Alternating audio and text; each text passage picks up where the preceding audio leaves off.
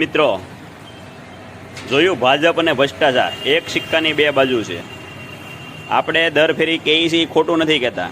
ગઈકાલે વડોદરા મહાનગરપાલિકાની અંદર આ લોકોએ 3 કરોડ અને 17 લાખ રૂપિયાનું ભ્રષ્ટાચાર કૌભાંડ કરી નાખ્યું. શાને કારણે? તમારી મારે કારણે. કારણ કે આપણે પૂછતા નથી, બોલતા નથી, એના કારણે.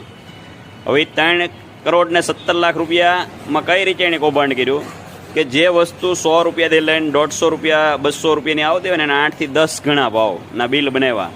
100ની આવતી હોય તો 1500 સુધીથી બિલ શરૂ થાય, 2500 3000ના બિલ. એવી રીતે ખોટા બિલ બનાવી અને એની ફાયર બ્રિગેડના સાધનો ખરીદવામાં કૌભાંડ કરી નાખ્યું.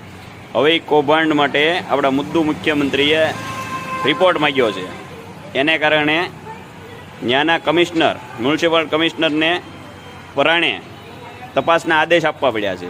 અને એ તપાસ કોને કરવા આપી છે? ત્યાંના ડેપ્યુટી કમિશનરને.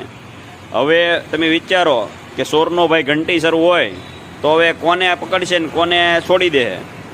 જો આ સત્ય હકીકત બહાર આવે ને તો કેટલાના ઘર સુધી આ ભાંડો ફૂટે. આ તો ખાલી આંકડો આવ્યો છે 3 કરોડ 17 લાખનો. આ હશે તો બહુ ઝાઝા, પણ આ તો એટલા જ બતાવ્યા છે. બરાબર?